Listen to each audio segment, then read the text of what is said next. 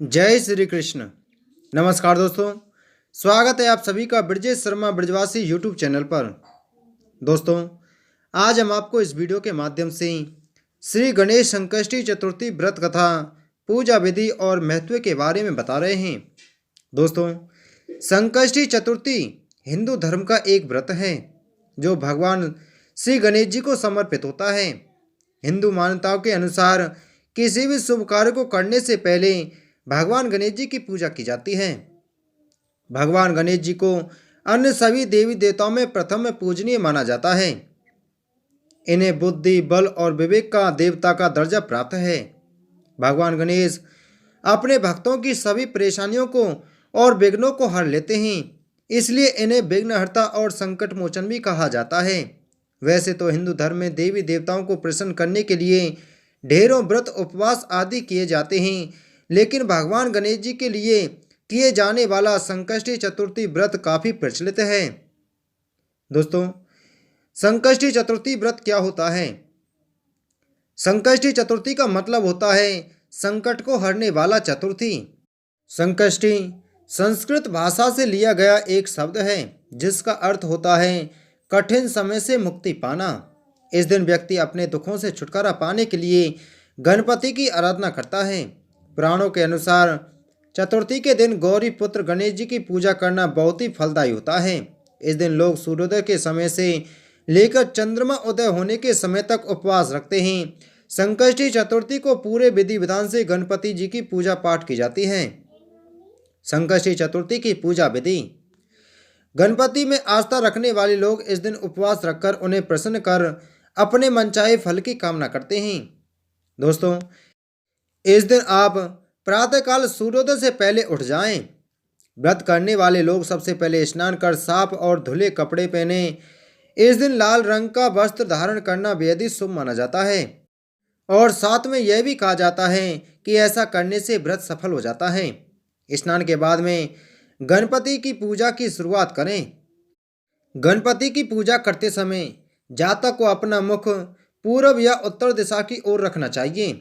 सबसे पहले आप गणपति की मूर्ति को फूलों से अच्छी तरह से सजा लें। पूजा में आप तिल, गुड़, लड्डू, फूल, तांबे के कलश में पानी, धूप, चंदन, प्रसाद के तौर पर केला या नारियल रख लें। ध्यान रहे कि पूजा के समय आप देवी दुर्गा की प्रतिमा या मूर्ति भी अपने पास रखें। ऐसा करना बेहद शुभ माना जाता है। गणपति को रोली लगाएं, फूल और जल अर्पित करें। संकष्टी को भगवान गणपति को तिल के लड्डू और मोदक का भोग लगाएं। गणपति के सामने धूप दीप जलाकर इस मंत्र का जाप करें। मंत्र इस प्रकार है: गजाननं भूतगणाभिसेवितं कपेत्यजम्बू फलचारुभक्षिणं उमासुतं शोकविनाशकारकं नमामि विघ्नेश्वर पाद पंकजम। पूजा के बाद आप फल, मूंगफली, खीर, दूध या साबूदाने की खीर को छोड़कर कुछ भी ना खाएं। बहुत से लोग व्रत वाले दिन सेंधा नमक का इस्तेमाल करते हैं, लेकिन आप सेंधा नमक भी ना खाएं। कोशिश यही करें कि आप सेंधा नमक भी ना खाएं।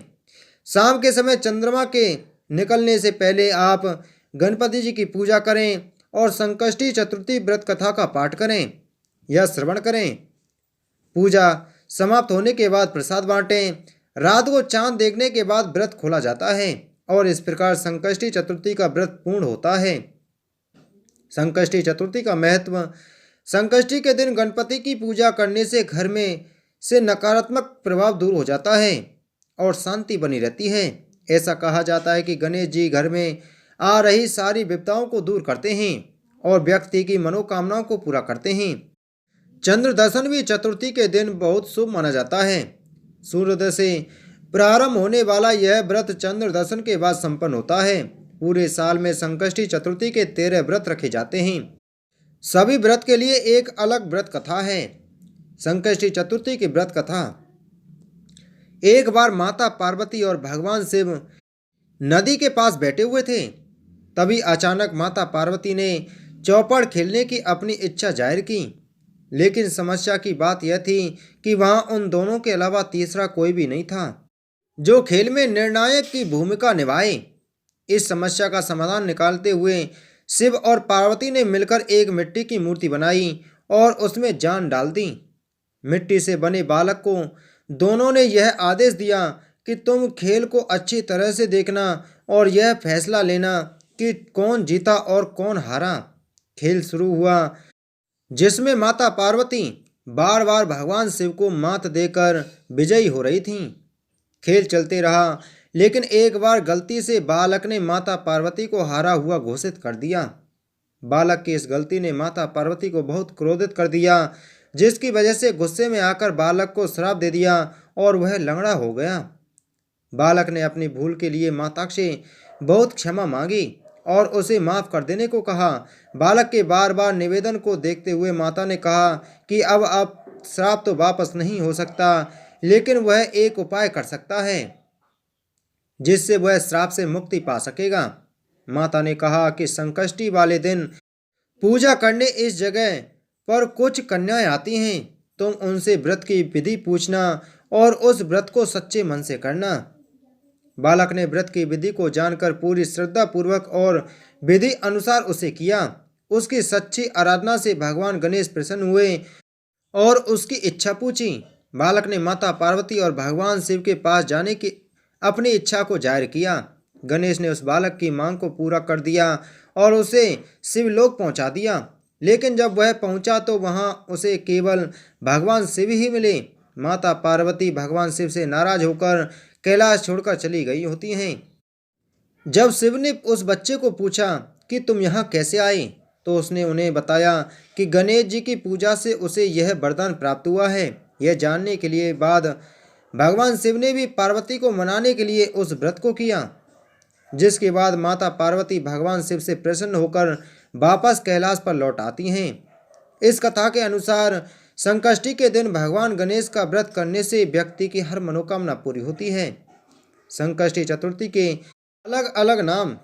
भगवान गणेश को समर्पित इस त्योहार में श्रद्धालु अपने जीवन की कठिनाइयों और बुरे समय से मुक्ति पाने के लिए उनकी पूजा अर्चना और उपवास करते हैं। संकष्टी चतुर्थी को कई अलग अलग नामों से भी जाना जाता है। कई जगहों पर इसे संकटहारा कहते हैं तो कहीं कहीं सकट चौथ भी। यदि किसी महीने में यह पर्व मंगलवार के दिन पड़ता है तो इसे अंगार की चतुर्थी कहा जाता है। अंगार की चतुर्थी 6 महीने में एक बार आती है और इस दिन व्रत करने से जातक के पूरे संकष्टी का लाभ मिल जाता है। दक्षिण भारत में लोग इस दिन को बहुत उत्साह और उल्लास से मनाते हैं। कहा जाता है कि इस दिन भगवान गणेश को सच्चे मन से ध्यान करने से व्यक्ति की सारी मनोकामनाएं पूरी हो जाती हैं और जातक को विशेष लाभ की प्राप्ति होती है। तो उम्मीद है दोस्तों आपको यह कथा अच्छी लगी होगी, जानकारी पसंद आई होगी। तो वीडियो को लाइक करें, वीडियो को ज़्यादा से ज़्यादा शेयर करें और चैनल को सब्सक्राइब करें। आप सभी को जय श्री गणेश।